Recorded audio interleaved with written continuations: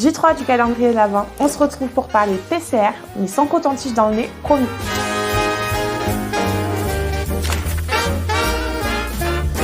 Alors effectivement, on va pas toujours enfoncer un coton-tige dans le nez. La PCR, c'est une technique qui est utilisée pour détecter plein d'autres maladies que le Covid. Le principe, c'est que chaque virus, chaque bactérie possède son propre patrimoine génétique, un peu comme une carte d'identité. Mais du coup, concrètement, ça sert à quoi la PCR? La PCR, elle cherche à détecter un petit fragment de ce patrimoine génétique. Et comment elle fait pour trouver le bon fragment? Grâce à ce qu'on appelle des amorces. Ce sont de petites molécules qui fonctionnent un peu comme des clés. Elles ne rentrent que dans une serrure bien précise, celle de la bactérie ou du virus qu'on recherche. Une fois que la clé a trouvé la bonne serrure, le fragment d'ADN va être multiplié des milliers de fois.